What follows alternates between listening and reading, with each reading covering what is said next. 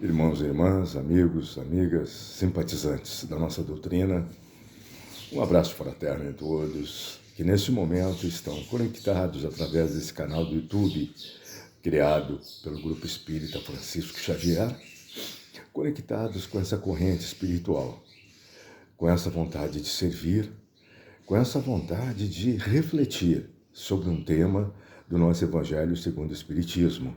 Então vamos abrir a nossa página agora, serenando bem nossas mentes, acalmando nossos corações, elevando nosso pensamento com muita humildade para o Pai, que precisamos da influência dos bons espíritos.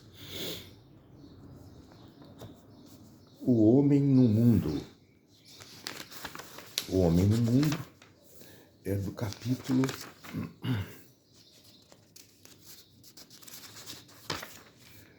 É o capítulo 17, é 17º, Sede Perfeitos. Então, o homem no mundo. Um sentimento de piedade deve sempre animar o coração daqueles que se reúnem sob os olhos do Senhor e imploram a assistência dos bons espíritos. Purificai, pois, os vossos corações, não deixeis neles demorar nenhum pensamento mundano ou fútil.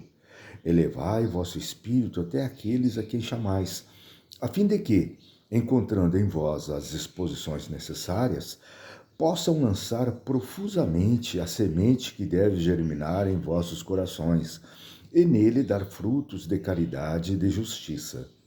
Não creiais, todavia, que em vos enxortando, sem cessar a prece e a evocação mental, nós vos exortamos a viver uma vida mística que vos mantenha fora das leis da sociedade em que estáis condenados a viver. Não, vivei com os homens de vossa época, como devem viver os homens.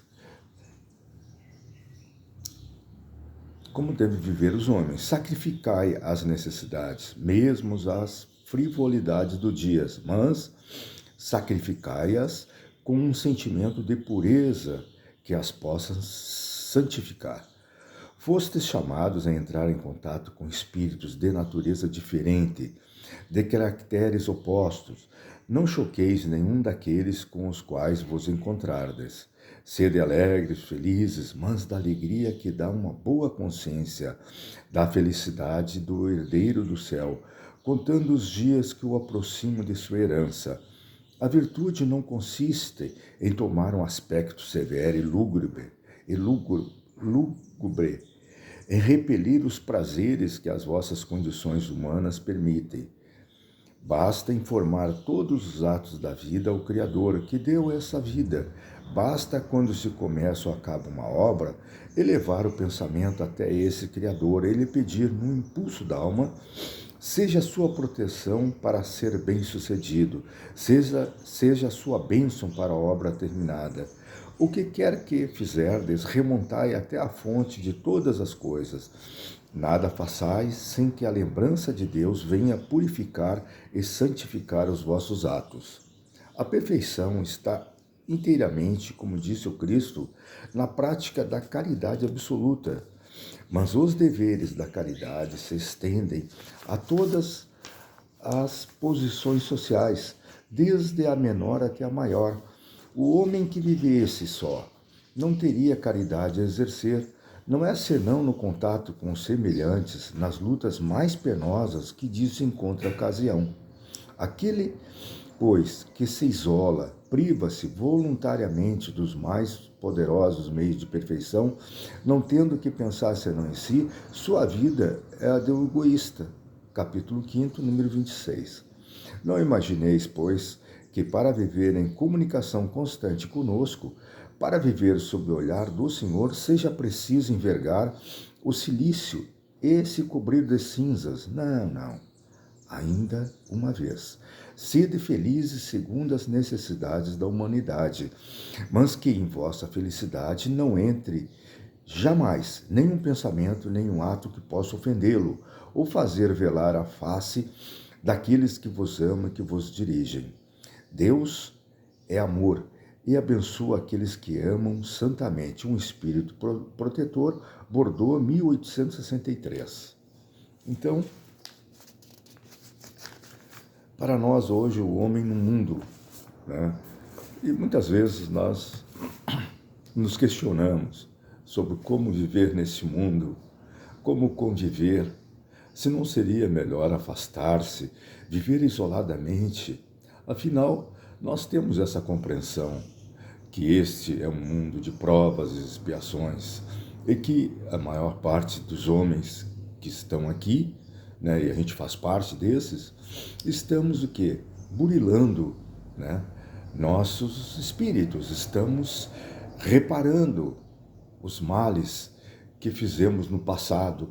Nós sabemos que aquilo que nos acontece, aquelas vicissitudes que enfrentamos, aqueles caminhos tortuosos com tantos e tantos obstáculos, não é capricho de Deus absolutamente, mas sim decorrência, fruto, resultado de nossas vivências, que são múltiplas, que são, poderíamos contar a centenas, milhares, não se sabe, não se tem essa compreensão ainda de quantas encarnações cada um de nós tem.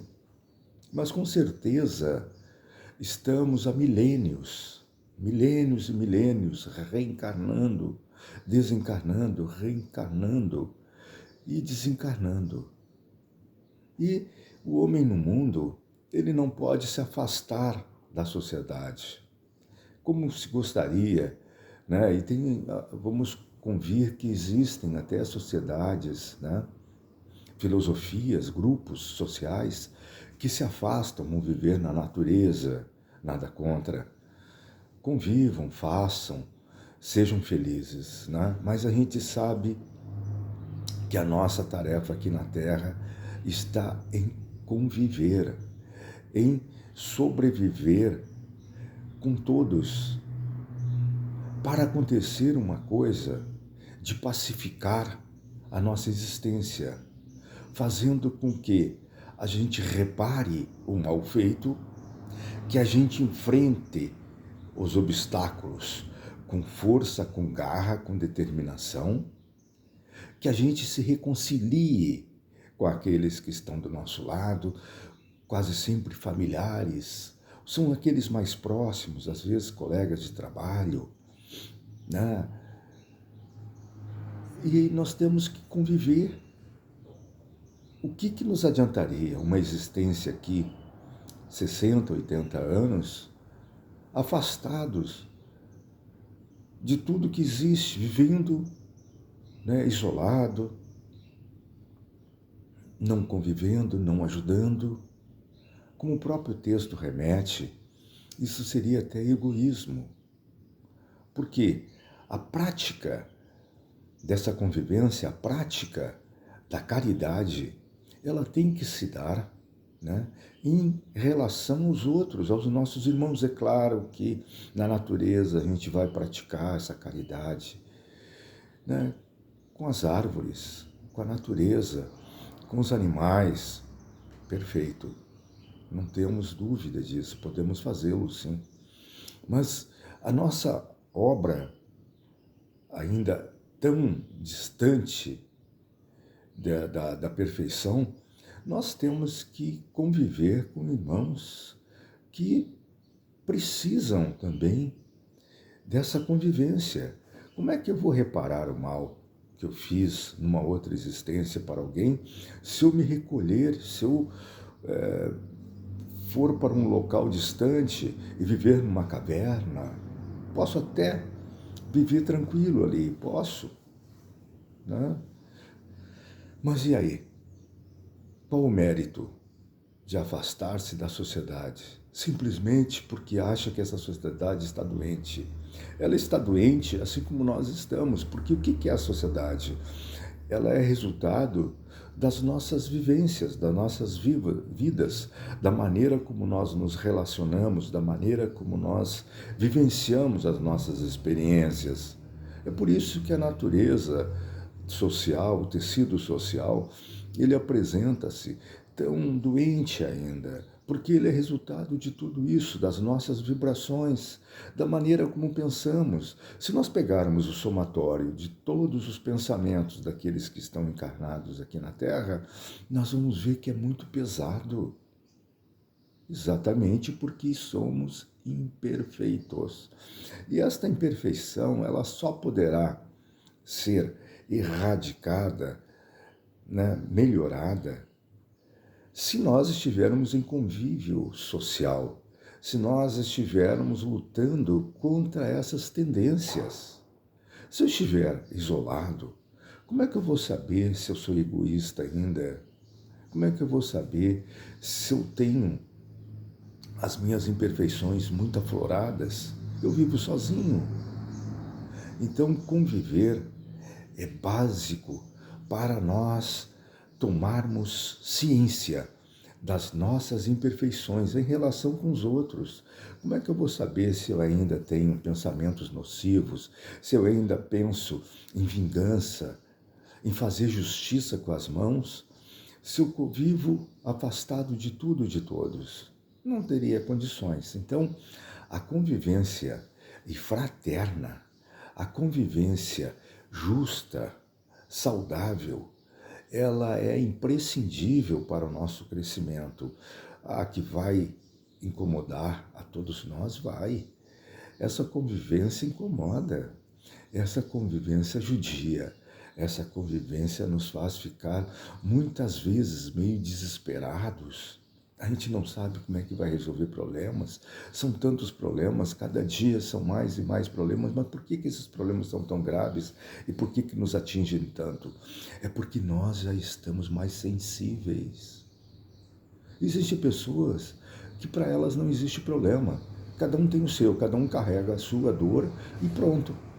Ah, não venha reclamar da sua vida para mim. Carrega o teu fardo. Quantos nós conhecemos que são assim?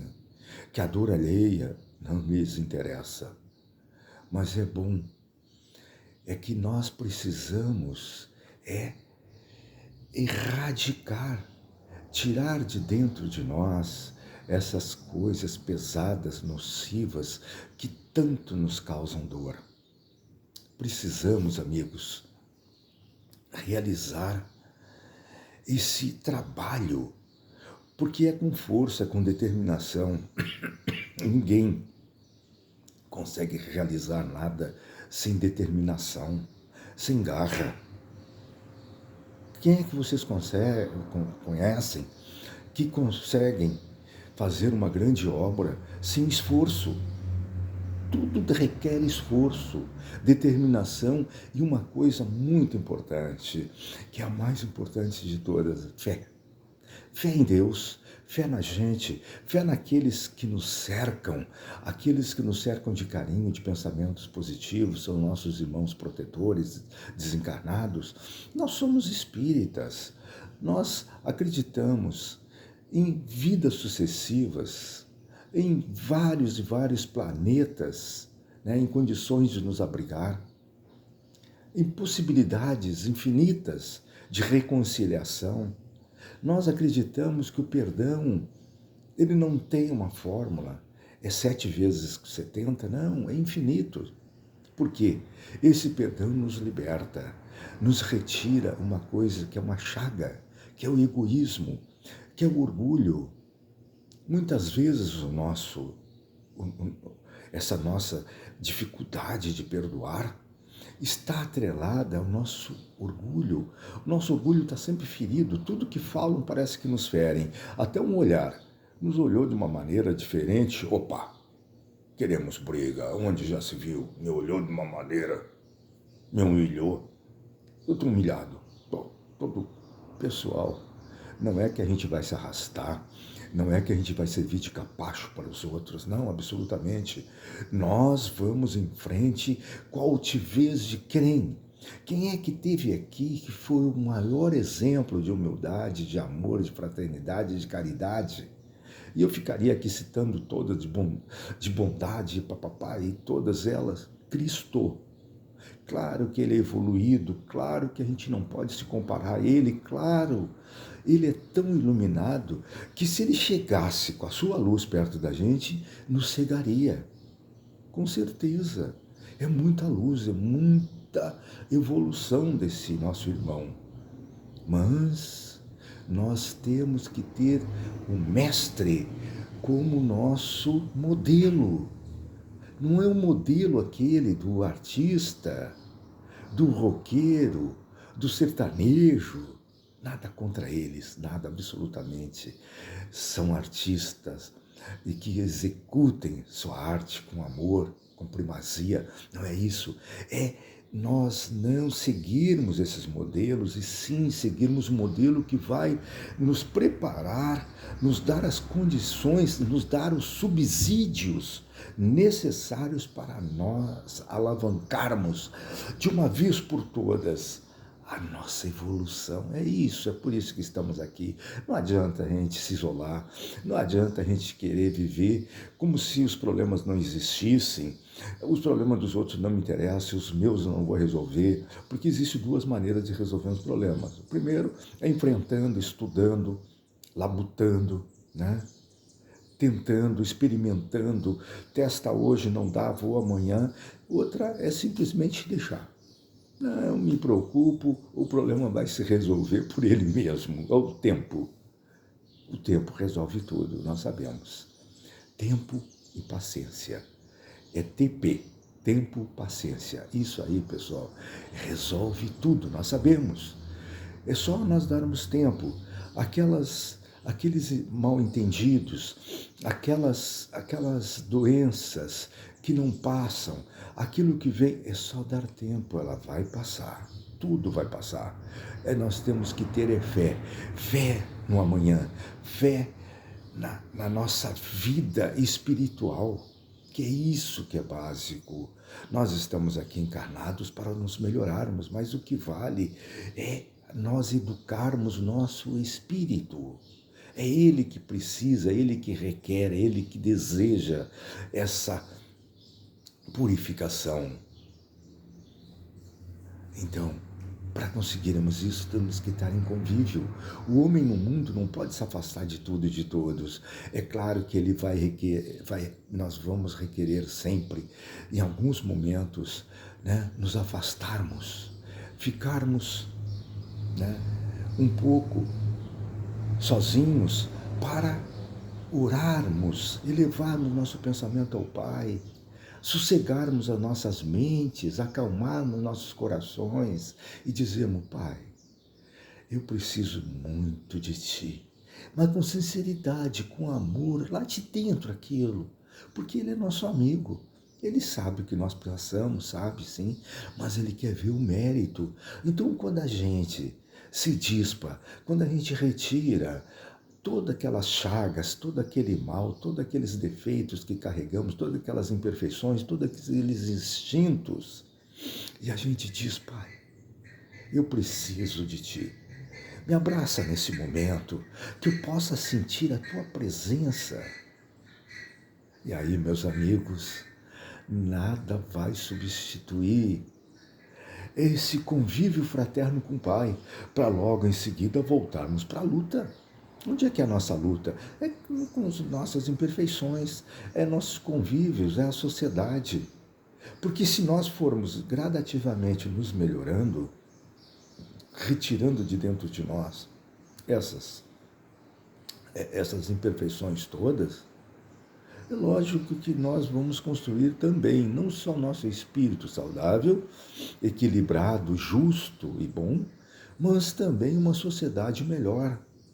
Tanto é que nosso planeta, ele vai passar nesse milênio para um outro gênero de planeta, né? Ele passa, já foi primitivo, agora é de provas e expiações e vai passar para a regeneração. E um dia será ditoso, e um dia será feliz, com certeza, mas agora vai passar para a regeneração, nesse milênio, não sabe quantos séculos ainda teremos, né, de provas e expiações, mas ele vai subir no patamar. E nesse planeta só vão vingar, só vão ficar, só vão permanecer, só vão reencarnar espíritos que estiverem mais equilibrados, com amor no coração, com vontade de servir com caridade.